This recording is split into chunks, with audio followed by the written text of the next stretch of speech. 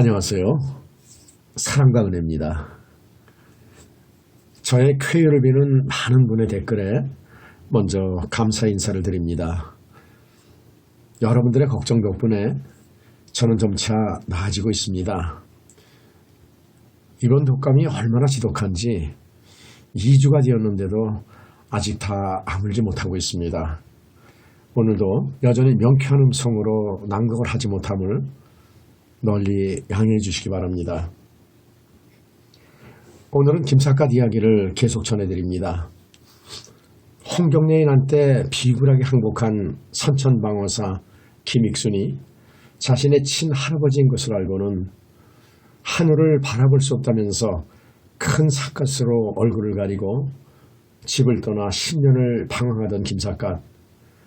그는 어느 날 꿈속에서 어머니를 만나고는 걱정이 돼 집으로 돌아왔습니다.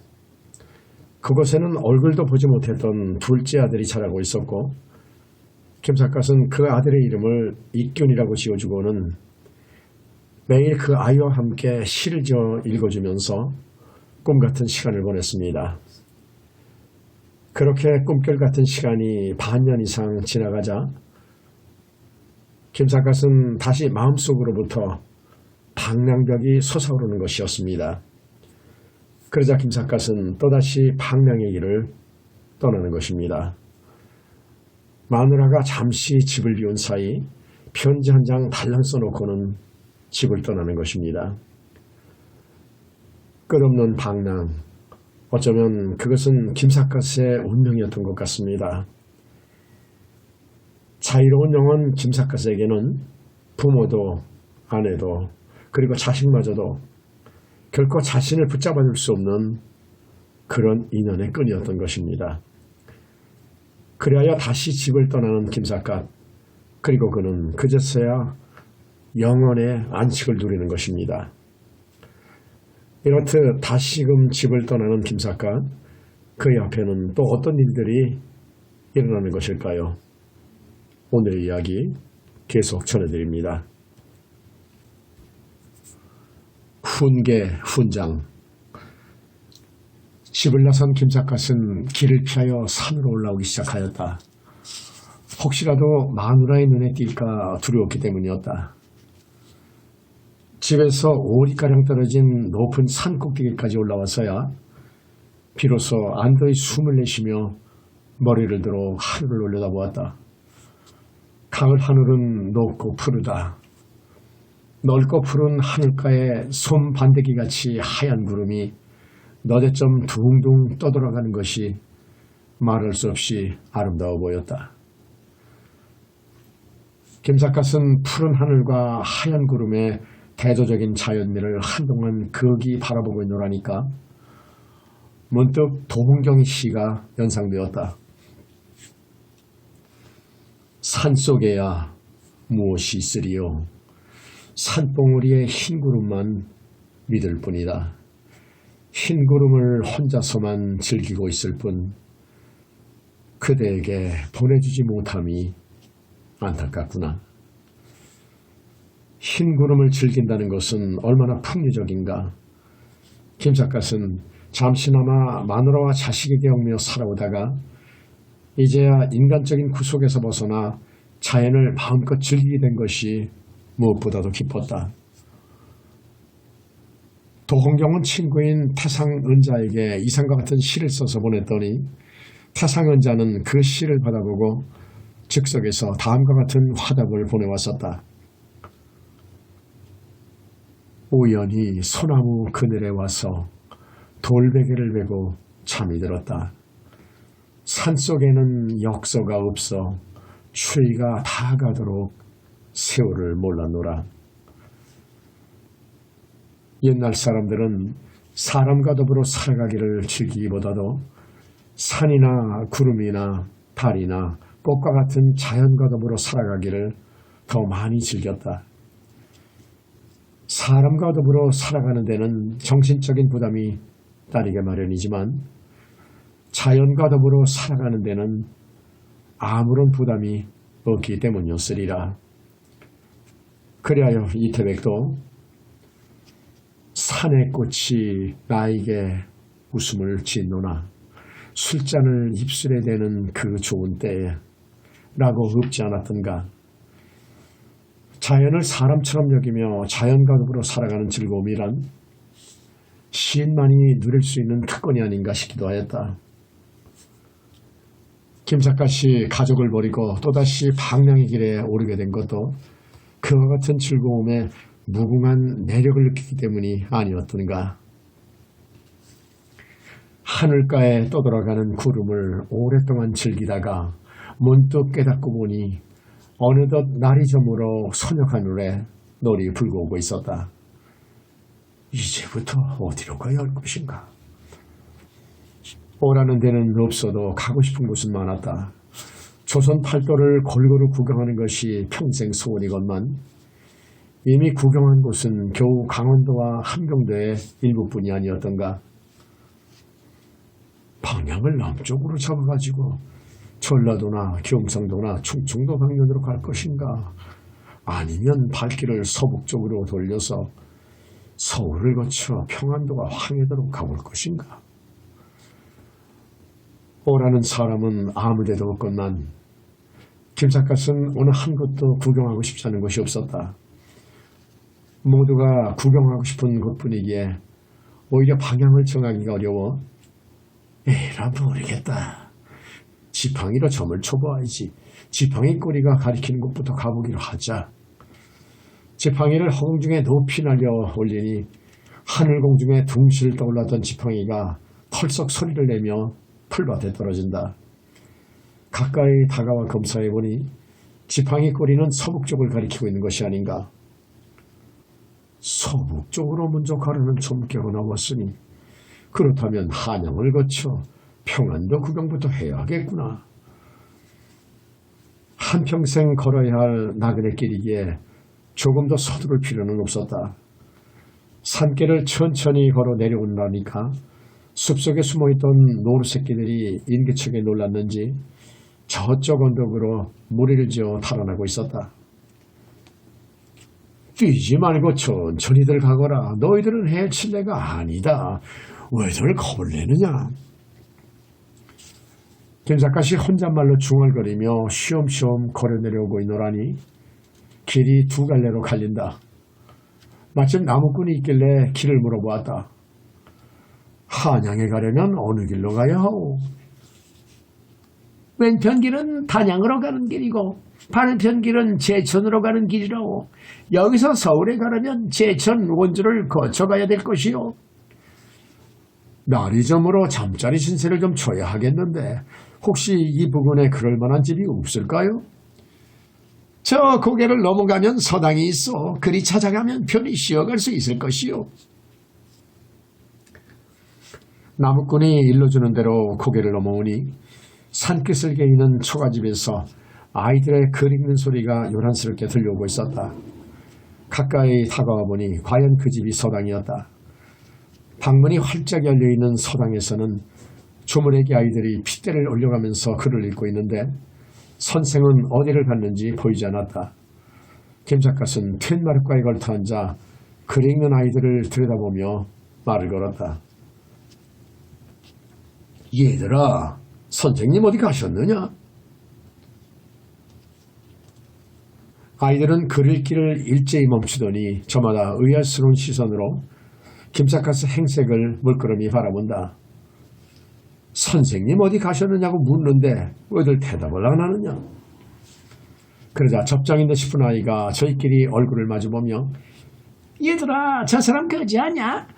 우리들은 모르는 척하고 글이나 읽자 하고 속삭이더니 일제히 목충을 돋고 또다시 글을 읽기 시작하는 것이 아닌가. 김삿갓은 오늘날까지 누가 무슨 시비를 걸어오거나 일체 개의해본 적이 없었다. 사람에게는 욕이 나오는 구멍은 있어도 욕이 들어가는 구멍은 없다고 믿고 있었기 때문이었다. 다시 말하면 세속적인 시비에 대해서는 그처럼 초연한 자세로 살아왔던 것이다. 그러나 오늘만은 천진난만한 아이들이 자기를 거지라고 배간치 하는 데 대해 저항감을 아니 느낄 수가 없었다. 왜냐하면 사람에게는 거지의 종자가 따로 있는 것이 아니기 때문이었다. 먼 길을 가다가 노자가 떨어지면 밥을 빌어먹게 되는 것은 누구에게나 있을 수 있는 일이다. 그러나 그뿐이랴. 전국책이라는 책에 보면은 옛날 중국에는 예양이라는 매우 지혜로운 사람이 있었는데 그는 무슨 잘못을 저질렀을 때에는 자기를 처벌하는 뜻에서 스스로 거지 행세를 하고 다녔다는 이야기가 나온다. 그러므로 거지라고 해서 덮어놓고 경멸할 일은 아니다. 모를 사람이란 누구를 막론하고 마땅히 일시 동인해야 옳다고 생각한 것이었다. 그럼에도 불구하고 이 서당 아이들은 훈장이 교육을 어떻게 시켰는지 옷주제가 너절한 사람을 보면 대뜸 거지라고 배관시를 한다는 말인가. 김삿갓은 치밀어 오르는 저항감을 짓눌러가며 아이들에게 다시 말을 걸었다.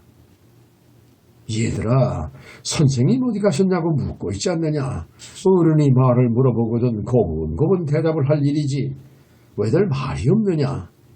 은연중에 꾸짖은 것이었다. 그러자 아이들은 또다시 저희끼리 얼굴을 마주보더니 얘들아, 저 사람은 틀림없는 거지야. 대답할 것도 없으니 우리들은 모르는 척하고 그리나 있자고 하고 새삼스러이 큰 소리로 글만 읽어대고 있었다. 사태가 그쯤 되고 보니 아무로한 김삿갓도 우라가 솟구칠 수밖에 없었다. 그리하여 김삿갓은 아이들을 둘러보며 자기도 모르게 제법 큰 소리로 다음과 같은 욕을 외쳐대었다. 선생은 내 불알이요 생도는 놈이 습이다. 서당은 내 조지요 방중엔 개존물이네. 누가 들어도 입에 담기 어려운 해괴망측한 욕설이었다. 아이들은 그 소리를 듣더니 그리기를 멈추고 모두들 김삿갓을 비난의 눈으로 바라보는 것이 아닌가.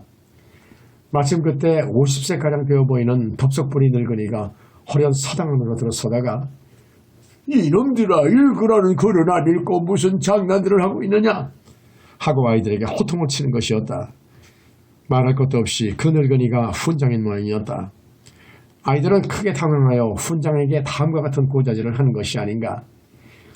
선생님, 저기 툇머리에 앉아있는 저 사람이 우리한테 해괴망측한 욕을 퍼붓고 있어요. 훈장은 아이들의 고자질에 영문을 몰라 어리둥절한 표정이었다. 저 사람이 너희들한테 욕을 퍼붓다니 도대체 그게 무슨 소리야? 그러자 아이들은 신바람이 나는 듯 제각기 한마디씩 주워 숨긴다. 선생님, 저기 앉아있는 사람이 선생님을 뭐라고 했는지 아세요? 저 사람은 선생님을 내풀어리라고 욕하는 거예요. 게다가 우리들더러는 내미 시비라고 욕을 하고요. 또 있어요. 서당은 내 조지고 방중에 있는 건 개존물이라는 거예요. 아무리 철없는 고자질이라도 내용이 그렇게 해괴망치가 알고 보니 훈장은 노할 수밖에 없었다. 그리하여 김삿갓 앞으로 다가와 위험을 보이려고 장생처럼 우뚝 서면서 도대체 당신은 아이들에게 무슨 까닭으로 욕을 해서 아이들을 저렇게 분개하게 만들었어? 하고 따져 묻는 것이 아닌가. 산골에서 훈장 노릇을 해먹으면 눈에 보이는 것이 없는 모양이었다. 김삿갓은 조용히 일어나 머리를 정중하게 숙여 보이며 우선 자기 소개부터 하였다. 저는 지나가는 과객이 올시다. 길이 저물어 서당에서 하룻밤 신세를 지고 갈까 했는데 공교롭게도 선생이 계시잖아 선생이 돌아오시기를 기다리고 있던 중이옵니다. 김삿갓이 예의 바르게 나오자 훈장은 지나치게 흥분했던 자신을 약간 뉘우치는 기색이더니 하룻밤 쉬어 가신다는 것이야 누가 마다고 하겠소. 그렇다면 우선 방으로 들어오도록 하시오. 김삿갓은 서당 안으로 들어와 초면 인사를 정식으로 청했다. 훈장은 인사를 나누고 나서도 무엇인가 석연치 않은 점이 있는지 아이들의 말을 들어보면 노영은 나와 아이들에게 해괴망측한 욕설을 퍼부었다고 하는데 도대체 그게 무슨 소리요? 하고 은연중에 탐색전으로 나온다. 김삿갓은 시치미를 떼고 이렇게 변명하였다. 서당에서 잠자리 신세를 지내는 내가 선생님이나 아이들에게 욕을 퍼부었을 리가 있겠습니까? 아이들이 무슨 오해를 해가지고 선생님한테 그런 고자질을 했는가 봅니다. 듣고 보니 그럴성 싶어 훈장은 아이들을 나무라는 시선으로 둘러보았다. 사정이 그렇게 되고 보니 아이들이 잠자코 있을 턱이 없었다. 아이들은 저마다 들고 일어나 김사카스에게 지각히 한마디씩 공격을 퍼붓는다. 여보세요. 당신이 우리 선생님을 레프랄이라고 욕하지 않았다면 우리들이 색대 같은 거짓말을 지어냈단 말이요. 게다가 우리들에게도 내미 시비라는 욕까지 하지 않았어. 입은 가로 찢어졌지만 말만은 말은 대로 합시다. 아이들의 입에서 그런 말이 나오자 김사카스는 벼랑간 하늘을 우러러보며 하고 앙촌대수를 하였다. 뜻하지 못했던 도련한 앙촌대수에 깜짝 놀란 사람은 아이들만이 아니었다. 훈장도 눈을 높다랗게 떠서 놀라며 노영이 벼랑간 왜 이러시오? 하고 묻는 것이 아닌가. 김사갓은 웃음을 거두고 정색을 하며 이렇게 둘러대었다. 내가 워낙 시를 좋아해서 조금 전에 저 궁시를 한 수 읊은 일이 있었는데 시를 제대로 이해하지 못하는 아이들이 그 시를 아마 해괴망측한 욕설로 들었던 모양이구려. 무슨 시를 읊었기에 아이들의 귀에는 해괴망측한 욕설로 들렸다는 말이오? 거기에 대해서는 아무 대꾸도 아니하고 김삿갓은 잠시 바깥만 내다보았다. 어느덧 날이 저물어 먼 산기슭에는 어둠이 깃들어오고 있었다. 김삿갓은 고개를 돌려 훈장을 바라보며 말한다. 날이 어두웠으니 아이들을 집으로 돌려보내는 것이 어떠하겠소이까? 그 토론을 하려면 선생과 내가 단둘이 해야지. 아이들이 옆에서 들었다가는 또 무슨 오해가 생길지 모르. 아이들을 집으로 돌려보내는 소리가 나오자 아이들은 어쩔 줄을 몰라서 좋아서 넘실거린다. 그러면 오늘은 공부 그만하고 집에들 돌아가거라. 어차피 학학 시간이 지났기에 훈장은 아이들을 순순히 돌려보내고 나서 노영이 읊은 즉흥시를 아이들은 욕설로 잘못 알았다고 했는데 도대체 그 시가 어떤 시였어? 그러자 김삿갓은 즉석에서 다음과 같은 시를 써보였다. 선생은 와도 보이지 아니하고 생도는 글만 열심히 읽고 있구나. 서당은 내 일찍부터 알고 있나니 방 안에는 모두가 귀한 집 자손들이라. 설명을 들어보면 시비를 걸만한 대목은 한 군데도 없는 시였다. 그러나 5자씩 발음나는 데를 읽어보면 선생은 내 불알이요 생도는 놈이 쓰린 것만은 틀림이 없지 않은가. 훈장은 속으로는 괘씸하기 짝이 없었다. 그러나 시로서는 트집을 잡을 데가 없음을 어찌하랴. 그리하여 문제의 시를 2-3번 읽어보다가 이 시는 운자가 맞지 않는구려. 운자가 맞지 않아서야 시라고 볼 수 없는 일이 아니오. 하고 한마디 물고 늘어져 보았다. 시를 제대로 배운 사람이라면 운자가 맞지 않는다고 하면은 응당 얼굴을 붉혀오를 일이다. 그러나 김삿갓은 그렇지가 않았다. 그까지도 운자 같은 것이야 맞으면 어떻고 맞지 않으면 어떻소이까. 나는 선생을 존경하는 의미에서 선생은 내 불알이라는 구절을 먼저 내세웠던 것이요. 운자를 기어이 맞추려거든 생도는 너미 습이라는 구절과 선생은 내 불알이라는 구절을 바꿔놓기만 하면 서로 잘 맞아떨어질 게 아니요. 변명을 도도하게 늘어놓는 데는 당연할 재주가 없었다. 게다가 변명을 하느라고 선생은 내 불알이라는 말을 자꾸만 뒤집어대고 있으니 훈장은 정말로 누군가의 불알이 되어버린 듯한 모욕감을 금할 길이 없었다. 그래요. 김삿갓을 단단히 굴려주고 싶은 생각에서 노영이 시를 그렇게 잘 짓는다면 내가 운자를 내놓을 테니 시를 한 수만 더 적어보시오. 만약 운자대로 시를 짓지 못할 경우에는 벌러서 탁주라도 한 잔 사야 할 것이요. 하고 말했다. 시를 알지도 못하는 주제에 큰 소리만 땅땅 치고 있는 것 같아서 골탕을 먹여가며 술이라도 한 잔 빼앗아 먹을 요령이었던 것이다. 이쪽에서 그쯤 나오면 상대방은 겁에 질려 꽁무니를 빼리라고 생각하고 있었다. 그러나 김삿갓은 꽁무니를 빼기는커녕 만면에 웃음을 띠며 말한다. 네, 탁주 내기를 하자고요? 그거 참 좋은 말씀입니다.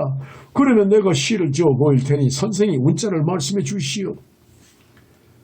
김삿갓이 너무도 자신만만하게 나오는 바람에 훈장은 은근히 불안감이 느껴졌다.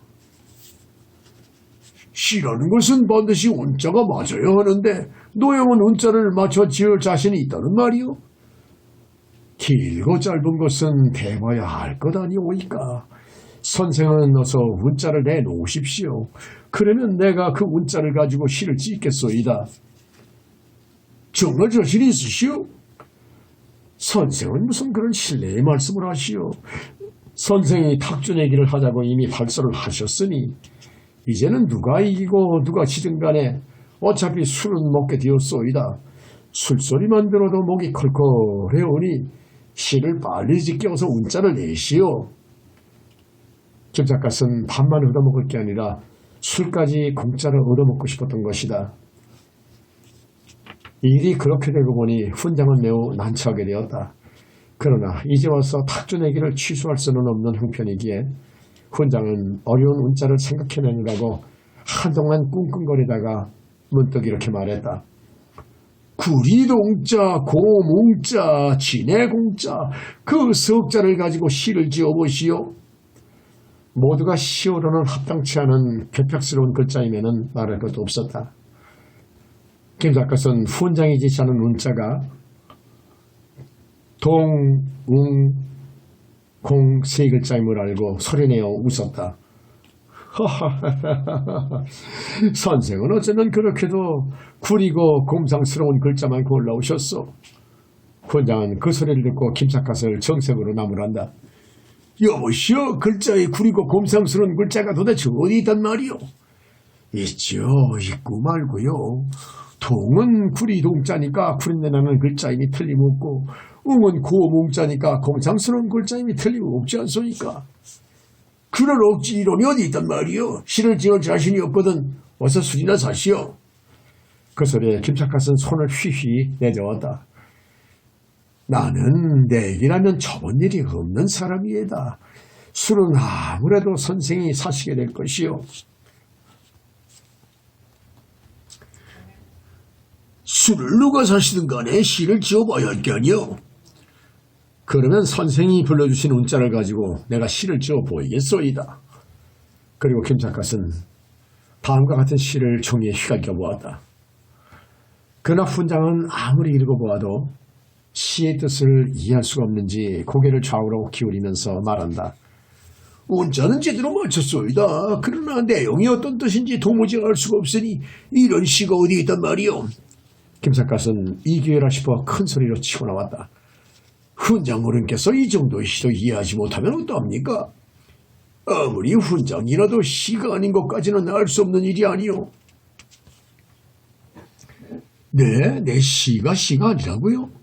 그러자 훈장은 크게 당황하는 빛을 보이며 옛날 공자님께서도 불치하문하셨다니 설명을 좀 들어봅시다. 불치하문이라고요? 모르시겠다면 내가 설명을 해드리죠. 김삿갓은 큰 소리로 웃고 나서 자기 시를 다음과 같이 풀이해보았다.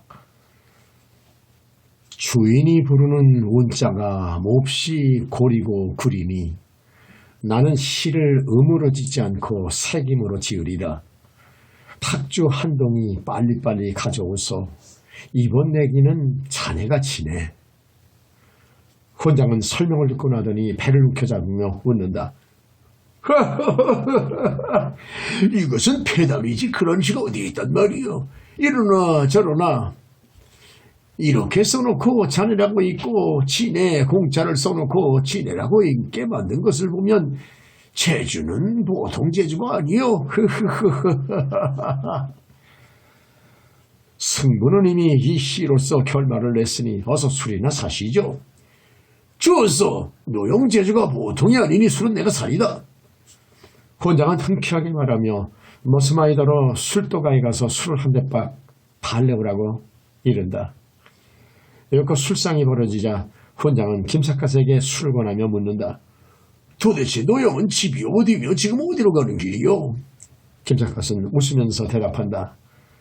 나는 집도 없고 가족도 없어. 구름처럼 떠돌아다니는 혈혈 단신이올시다. 멀쩡한 사람이 집도 없고 가족도 없다니 그게 무슨 소리요? 집도 없고 가족도 없는 게 사실인 걸 어떡합니까? 쉽게나 는 걸 보면 어려서는 글을 좀 배운 모양인데 고문진보라는 책을 읽어보았어. 김삿갓을 무척 얕잡아 보았는지 되는 대로 씹으려대고 있었다. 김삿갓은 두매상꼬리 훈장 따위와 그를 겨뤄보고 싶은 생각은 없어서 짐짓 못난 체하고 대답한다. 나는 도노와 맹자는 읽어보았지만은 고문진보라는 책은 처음 들어보는 책이로군요. 세상에 그런 책도 있는가요? 그 고문진보야말로 책 중의 책인데 그 책을 못 읽어보셨댔어야 말이 되는가? 훈장은 술을 무척 좋아하는지 탁주를 왕사발로 연방 들이키고 나더니 이번에는 머슴꾼더러 여보라 돌쇠야, 술이 바닥에 일었으니 술도가에 또 한번 다녀오너라. 도갓집 주인을 보고 훈장 어른께서 신분을 보내서 왔노라고 하면은 술을 얼마든지 보내줄 것이니 그리 알고 빨리 다녀오너라 하고 잠옷 자세롭게 외치는 것이었다. 짐작건대 술도가의 주인이 학부형인 관계로 술을 얼마든지 공짜로 가져올 수 있는 모양이었다. 어지간히 취하신 모양이니 술은 그만하시죠. 술이란 자칫 잘못해서 과음하면 몸에 해롭습니다.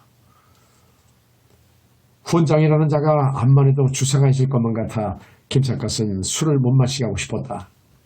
그러나 훈장은 그럴수록 기세가 등등하다. 무슨 소리를 하는 거야? 술을 입에 대지 않는다면 모를까? 술을 마시다가 중도에서 그만두면 병이 된다는 것도 모르는가? 세상에 그런 병도 있습니까? 그렇다면 병에 걸리지 않기 위해서는 죽도록 마셔야 하겠군요. 김삿갓은 말재주로 익사를 부려보았다. 그러나 훈장에게는 그런 익살이 통하지 않았다. 그래야 김삿갓은 문갑 위에 놓여있는 붓을 들어 다음과 같은 즉흥시 한 수를 휘갈겨 보았다. 목마를 때 한 잔은 탄이슬과 같으나 취한 뒤에 또 마심은 엄연히만 못하다. 술이 사람을 취하게 하는 것이 아니라 사람이 스스로 취하고 계집이 남자를 미치게 하는 게 아니라 남자가 스스로 미친다. 훈장에게 경각심을 일으켜주기 위한 즉흥시였음은 말할 것도 없었다.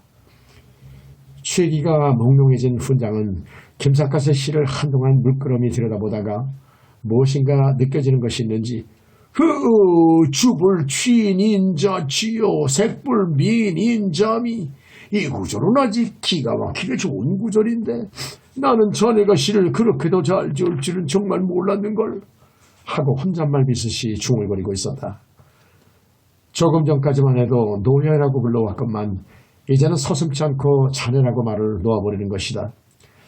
그만큼 친밀감이 느껴졌기 때문일까? 아니면 술이 취해 주종을 하기 시작한 것일까? 그때 마침 머슴아이가 커다란 술병에 술을 들고 들어왔다. 훈장은 술을 보더니 또 기세를 올린다. 여보게 젊은 친구, 자네는 마누라도 없다면서 무슨 재미로 사는가? 자네나 나나 호래비 신세는 마찬가지. 호래비의 서름을 술로 달래보세 그려. 김삿갓은 마지못해 술을 따라주며 훈장 어른도 나와 같은 호랍이신가요? 훈장은 커다란 사발의 술을 단숨에 쭉 들이켜고 나더니 색불 미인이여 인잠이라고 읊은 것을 보면 자네는 시인이라도 보통 시인이 아니야. 그런 의미에서 자네도 한 잔 마시게 하며 술잔을 내밀어주는 것이었다. 그 순간 김삿갓은 이상한 예감이 느껴져 술잔을 받으면서 선생은 색불 미인 인잠이라는 구절에서 양심적으로 무엇인가 가책을 받는 일이 있는 모양이죠. 하고 슬쩍 변죽을 올려보았다. 그 말을 듣자 훈장은 취기가 담뿍 어려있는 눈동자를 커다랗게 떠보인다. 예? 자네는 내가 계집관계로 이런 꼴이 된 것을 어떻게 알고 있는가? 김삿갓은 무심코 물어본 말이었건만 훈장은 무엇인가 가슴에 찔리는 일이 있는지 저기 당황하는 빛을 보였다. 김삿갓은 시치미를 떼고 다시 한번 뒷덜미를 이렇게 쳐보았다. 여자관계로 불행하게 된 사람이 어디 선생 한 사람뿐인 줄 아시오. 내막을 알고 보면은 그런 사람은 얼마든지 많을 겁니다. 훈장은 그 말에 커다란 용기를 얻었는지 손을 휘휘 내저으며 여자관계로 신신을 망치게 된 사람이 나 위에 또 있을까? 있고 말고요. 여자 관계로 신세를 조지게 된 사람은 열에 한 사람 꼴은 될 겁니다. 선생이 좋아하신 여자는 어떤 여자였었죠? 김 작가는 훈장의 비밀을 들어보려고 살살 유도신문을 하였다. 아니나 다를까 훈장은 허공을 그윽히 바라보다가 한숨을 쉬며 말한다. 마시야 바른 말이지. 내가 좋아했던 계집은 절세 미인이었어. 김 작가는 절세 미인이라는 말을 듣고 소리를 내 웃었다. 좋아하는 계집치고 절세 미인처럼 보이지 않는 계집이 어디 있겠소이까. 계집에게 미치면 곰보딱지도 절세 미인으로 보이는 법이랍니다. 훈장은 손을 설레설레 내저으면서 아니야, 그저가 절세 미인인 것만은 틀림이 없었어. 게다가 나이는 17살밖에 안 되는 꽃다운 청춘이었거든.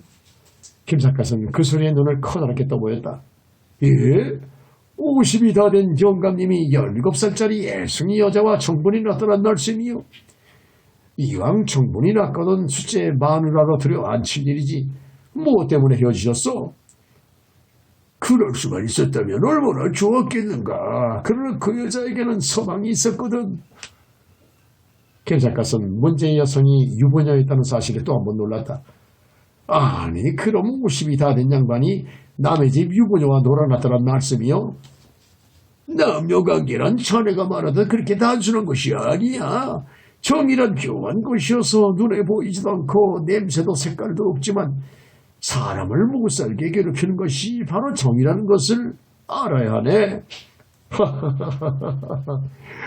연기도 냄새도 안 나지만 가슴에서 타오르는 것이 정이라는 말씀인가요? 무슨 재주로 그와 같은 애송이 유부녀를 깨어내셨어?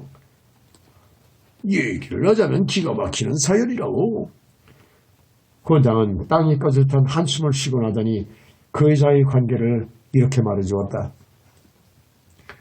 훈장의 본명은 이만수. 그가 고향인 경기도 양주 땅에서 호라비로 훈장 노릇을 하고 있을 때 13살짜리 제자의 하나가 장가를 가게 되었는데 새색시는 17살짜리 절세미인이었다. 훈장은 신랑이 나이가 어려 사내구실을 못하는 것을 알고는 새색시를 욕하여 마침내 정을 통하게 되었다. 처음으로 길을 트기는 어려웠지만은 한 번 길을 터놓고 나니 그때부터는 피차간에 정이 깊어져서 꺼리낄 것이 없었다. 그리하여 때때로 산신당에서 비밀이 만나 물불을 가리지 못할 정도로 정을 주고받아 왔었다. 그러나 꼬리가 길면 언젠가는 들통이 나기에 마련이어서 그들 남녀는 어느 날 밤에 시아버지 되는 영감님에게 현장을 붙잡히고 말았다. 김 작가는 훈장의 이야기를 여기까지 들어오다가 자기도 모르게 다급스럽게 이렇게 물어보았다. 예? 시아버지에게 현장을 붙잡혔다고요? 그야말로 큰일이 아니오. 그때 혼난 얘기는 말도 말아요. 늙은이가 나를 몽둥이로 장잡혀도 인정사정 없이 돌겨 패는걸. 그런 일을 당하고도 죽지 않은 것이 다행이었구려. 훈장은 그 소리를 듣자 눈이 둥그레지며 반문한다. 아니 그때 내가 죽지 않았다는 걸 자네가 어떻게 아는가? 김 작가는 훈장의 질문을 받고 어처구니가 없어 웃으면서 농담으로 응수하였다. 선생은 내가 점장이라는 것을 모르는가 보군요. 나는 10년 전의 일이라도 훤히 알고 있는 사람이요. 뭐야, 자네는 10년 전의 일까지 알고 있다고? 그렇다면 내가 좋아했던 그 여자가 절세 미인이었다는 것도 알고 있을 게 아닌가? 훈장은 너무도 취한 탓인지 사고방식이 뒤죽박죽이었다. 그러면서도 술만은 연방 들이키고 있는 것이 아닌가. 몹시 취하셨으니 술은 그만 드시죠. 이 사람아, 내가 취하긴 뭐 취했단 말인가? 그 여자가 절세 미인했다는 것만은 자네도 인정하겠지.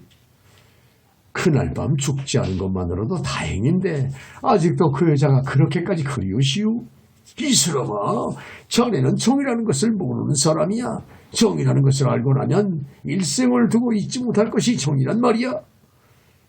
그렇다면 그날 밤 여자를 부둥켜 안고 차라리 정사를 해버릴 일이지.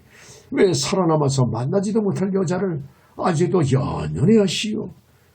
그게 바로 정이라는 것일세. 이러나 저러나 그날 밤 내가 죽지 않고 살아남았다는 것을 자네는 어떻게 알고 있느냐 말일세. 엉터리 같은 질문을 또다시 물어보는 바람에 김 작가는 마침내 웃음을 터뜨리고 말았다. 훈장님이 오늘 밤 내 앞에서 이렇게 떠들어대고 있다는 사실 자체가 그날 밤 죽지 않았다는 증거가 아니고 뭡니까? 그걸 몰라서 물으시오. 훈장은 그제야 손바닥으로 자기 맛배기로 탁 치면서 참 그렇구나. 내가 술이 취했나 보지. 이왕 말이 난 김에 몽둥이로 장작패도 얻어맞으면서 어떻게 살아남았는지 그 이야기도 좀 들어봅시다. 그 얘기라면 끝까지 들려주지. 시아버지라는 늙은이가 자기 며느리를 때릴 생각은 안 하고 나만 죽으라고 두들겨 패더란 말이야. 가만 생각해보니까 그러다가는 꼼짝 못하고 죽을 것만 같아. 그래 얼마 동안 참고 왔다가 나중에는 알몸뚱이로 걸음아 날 살려라 하고 36개 주랑냉을 놓기 시작한 거야. 예? 알몸뚱이로 도망을 치기 시작했다는 말씀이요? 이 사람은 죽지 않으면 살겠는데 알몸뚱이가 무슨 문제인가? 어쨌든 벌거벗은 채로 30리나 도망을 간 거야. 김작갓은 그 말에 배를 펴잡으며 웃었다. 누가 보았다면 그야말로 장관이었겠네. 다행히 밤이었기 때문에 보는 사람은 없었어. 얼마 안가 날이 밝아왔을 텐데 벌거숭이 문제를 어떻게 해결하셨소? 훈장은 탁주 한 사발을 또 들이키고 나서 다시 말을 계속한다. 그때 나는 죽지 않으려고 얼마나 급히 달렸던지 나 자신이 옷을 벗고 있었다는 사실조차 모르고 있었던 거야. 김작갓은 또다시 폭설을 하였다. 한창 재미를 보다가 날벼락을 맞았으니 그런 것을 생각할 여인들 있었겠어요? 이러나 저러나 알몸뚱이로 도망을 쳤으니 누가 보기 전에 옷만은 시급히 구해 입었어야 할 게 아니요. 아무튼 30리를 정신없이 달려와서 겨우 마음을 놓고 풀밭에 주저앉았지. 어느새 날이 훤히 밝아오고 있었는데 그제야 깨닫고 보니 내 꼬락서니가 아주 말이 아니더란 말이야. 꼬락서니가 어떻게 말이 아니더란 말씀이요? 이 사람아 그럴 밖에 없지 않은가. 몸은 시원하게 하나도 걸치지 않은 벌거숭이인데다가 조금 전만 해도 빨리방망이처럼 딩딩 가던 자식놈이 이제는 겁에 질려 볼썽사납게 축 늘어져 있으니 그게 어디 대장부의 몰골이냐 말이야. 평소에는 훈장님이랍시고 가준이평을 다 떨어오던 양반이 그때만은 그야말로 불쌍한 모습이었구먼. 김작갓은 훈장의 이야기를 들을수록 흥미가 진진하여 적당히 부추겨 주었다. 훈장은 술을 연방 마셔가면서 이야기를 계속한다. 당장 벌거숭이 신세만은 연애하겠는데 첩첩산 중에서 어디서 옷을 구입느냐 말이야. 정말 기가 막히더군. 어느 인가로 찾아가서 옷을 구해 입으면 될 게 아니오. 뭐라고 남의 집에 함부로 찾아 들어갔다가 그 집 아내라도 만나면 어쩌려고 찾아가느냐 말이야. 여자들은 벌거숭이 남자를 환영하는 게 아니오. 이 사람 자네가 누구를 죽이려고 그런 소리를 하는가. 어쨌든 옷만은 무슨 수단을 쓰든지 구해 입었어야 할 게 아니오. 그야 물론이지. 어떤 방도로든 옷만은 급히 구해 입어야 하겠는데 옷을 구할 방도가 전혀 없더란 말이야. 김작갓은 들을수록 우스워 이렇게 놀려대었다. 옷을 그렇게도 구할 길이 없거든. 차라리 원숭이처럼 네 발로 엉기엉기 기어다니면서 동물 행세를 하시죠. 그렇게 하면 아무도 벌거벗었다고 나무라지는 않을 게 아니요. 그러자 훈당은 한 대 후려갈기듯이 주먹을 높이 들어 보이며 큰 소리로 나무란다. 이 사람아, 양반은 어느 죽어도 격포는 쬐지 않는다네. 당당한 선비도로 금수행세를 하라니 말이 되는 소린가? 콜릭의 제자의 색시와 간통을 했던 생각은 안 하고 선비의 채통을 내세우는 데는 기가 찰 노릇이었다. 사람이란 남의 허물은 알아도 자기 허물은 모른다. 콜릭의 제자의 색시와 간통을 한 주제에 무슨 낯짝으로 선비의 채통을 운운할 수 있단 말인가. 그러나 김작갓은 그런 것을 따지기보다도 옷을 어떻게 구해 입었는지 그 일이 궁금했다. 그래, 벌거숭이 신세를 어떻게 면하셨어? 그 얘기를 좀 들어봅시다. 혼장은 술에 취한 눈을 시번덕거리며 자랑해서만 말한다. 옷을 구해 입으려면 아무래도 인간을 찾아가야 했는데 산골에 어디 집이 있어야 말이지. 얼마를 헤매다 보니 어떤 산골짜기에 초가집이 두 채가 있더군. 그래서 그 집으로 찾아가 옷을 구해 입으셨나요? 그 집으로 찾아가 옷을 구해 입고 싶기는 했지만은 신세벽에 나 또 고도 모르는 집에 벌거숭이로 찾아갈 수 없는 일이 아닌가. 김삿갓은 또다시 소리내 웃었다. 만약 그 집이 과부댁이었다면 벌거숭이로 나타난 사내를 크게 환영했을 터인데 얘기 이 사람 누구는 또다시 몸뚱이 찜질을 씹어서 그런 소리를 하는가. 혼장은 생각만 해도 신물이 나는지 소리를 크게 치고 나서 하늘이 무너져도 솟아날 구멍이 있다는 속담이 있지 않은가. 그때 나는 생각조차 못했던 천우신조를 바뀌는 것일세. 네? 천우신조라뇨? 그 순간에 어떤 천우신조가 있었다는 말씀이요? 그 집 문 안으로 들어와 보니 빨랫줄에 빨래가 수백 개 걸려있더란 말이야. 그게 바로 하나님이 나를 도와주시기 위해서 그렇게 만들어 놓으신 것이 아닌가 생각을 했네. 그걸 보면 나는 분명히 하나님이 알고 계시는 사람이야. 그 소리에 김삿갓은 또 한 번 웃음을 터뜨렸다. 하느님이 선생의 벌거숭이를 면하게 해주려고 남의 빨래를 훔쳐 입도록 만드셨다는 말씀인가요? 훈장은 천부당 만부당하다는 듯 손을 휘휘 내저으며 하느님이 지지하신 일을 어찌 도둑질이라고 말할 수 있는가? 그런 것을 천우신조라고 하는 것일세. 하하하하. 김삿갓은 또다시 소리를 내 웃으면서 옛글에 과전불남리, 즉 외밭에서 신발을 고쳐 신으면 도둑의 혐의를 받기 쉽다는 뜻이요. 이하 부정관, 오얏나무 밑에서 관을 고쳤으면 도둑으로 의심받기 쉽다는 뜻입니다. 제 아무리 도도한 선비님도 그때만은 남의 집 빨래를 훔쳐 입지 않을 수가 없었던 모양이로군요. 안 그래요, 선생님? 그러나 훈장의 생각은 그렇지 않았다. 이 사람아, 그것은 자네 생각이 잘못된 것이야. 하느님이 아시고 도와주신 일인데 어째서 도둑질이라고 생각하느냐 말이야. 견강부에도 그 정도면 배뇌병신이라고 볼 수밖에 없었다. 훈장은 남의 집 빨래를 훔쳐 입음으로써 벌거숭이 신세를 면하게 되자 그때부터는 당당한 자세로 걸음을 옮겨나가기 시작했다는 것이었다. 김삿갓은 웃으면서 다시 물었다. 벌거숭이 신세만은 묘했겠지만은 머리가 맨상표 바람에 신발도 신지 못했을 테니 그 문제도 해결해야 할 일이 아니오. 그런 것은 간단히 해결할 수 있었네. 어떻게요?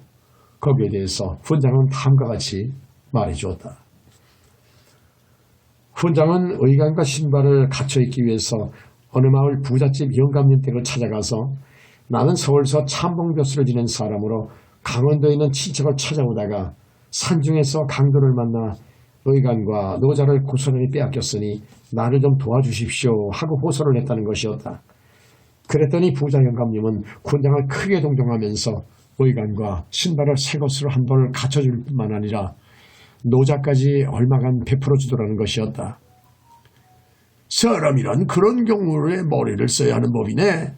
훈장이 큰 소리를 치는 것이 아니고서 김삿갓은 은근히 비꼬아되었다. 그야말로 도둑놈이 아닌 사기꾼 노릇을 하셨구려. 그때부터 가기는 어디로 가셨소? 물론 고향으로 되돌아갈 수는 없었을 게 아니오. 그야 물론이지. 미쳤다고 고향에 돌아가겠나. 되도록 고향에서 멀리 떨어지신 곳으로 가려고 무작정 동북 쪽으로 걸어오다 보니 마침 지금 내가 있는 이 마을에 훈장을 구하고 있는 중이래. 그래, 그것도 하늘이 나를 도와주신 것이지. 그래서 내가 이 마을에 정착하게 된 것인지. 언간 7, 8년이 되었다네. 이 마을에 정착한 지 7, 8년이나 되었다면 그 사이에도 절세미인 유혹 사건이 한두 건쯤은 있었을 게 아니오. 김삿갓이 이렇게 비꼬아대자 훈장은 펄쩍 들듯이 나무란다. 이 사람아, 자네는 나를 뭘로 알고 그런 소리를 함부로 하는가? 그런 소리는 집을 치우고 어서 술이나 마시세. 아닌 게 아니라 훈장은 술에는 밑 빠진 독이나 다름이 없었다. 어쩌면 17살짜리 절세미인을 잊지 못하는 괴로움을 지금도 술로써 달래오고 있는 것이 아닌가 싶기도 했다. 그러게 생각하기에 따라서는 무척 가련한 인간이라고도 볼 수 있었다. 그러나 선비로서의 궁지만은 아직도 대단해 취중에도 김삿갓에게 다음과 같은 말을 몇 번이고 씹으려 되었다. 자네가 시조박이나 짓는다고 철없이 거들먹거려대기는 하지만은 내가 보기에는 아직도 구상유치야. 그렇지, 구상유치야. 그 모양으로 정신없이 떠들어대다가 잠시 후에는 앉은 자리에서 오줌까지 싸가기는 것이 아닌가. 훈장의 가운데 다리는 이래저래 행실이 좋지 않았던 것이었다. 훈장은 술을 얼마나 처마셨는지 앉은 자리에서 오줌을 싸갈겼을 뿐만 아니라 다음날 아침에는 머리가 무거워 일어나지도 못했다. 그러면서도 얼마나 교활한지 아이들이 아침 일찍 서당으로 몰려오자 얘들아, 내가 간밤에 병이 생겨서 오늘은 서당을 쉬어야겠다. 집에 돌아가거든 부모님한테 그렇게 여쭈어라. 그렇다고 부모님대로 문병을 와주십사 하는 것은 아니니까 그 말씀도 꼭 여쭙도록 하여라 하고 짓거려대는 것이 아닌가. 훈장이 그런 식으로 나오니 어느 학부모가 문병을 안 이오고 배견할 수 있으랴. 김삿갓은 훈장의 구렁이 같은 수법이 안이 꼽기 그지없었다. 더구나 17살짜리 새댁도 그런 수법으로 녹여냈으리라 싶어 괘씸하기까지 하였다. 그리하여 아침 일찍 사당을 떠나면서 훈계 훈장이라는 제목으로 다음과 같은 시한수를 써가겨 놓았다. 두메 산골의 괴팍스러운 훈장놈은 문장 대가를 알아보지도 못하네. 종지 같은 술잔으로 바닷물을 어찌 되며 쇠기에 경이 끼니 무엇을 깨달으랴. 너는 기장이나 깎아먹는 산골 쥐새끼여. 나는 붓으로 구름을 일으키는 용이로다. 100번 주고 마땅한 네 죄를 잠시 용서하노니 어른 앞에서 행여 까불지 말지니라. 훈장을 호되게 꾸짖는 시를 한 수 썩어겨 놓고 온다간다 소리도 없이 서당을 나와버렸다.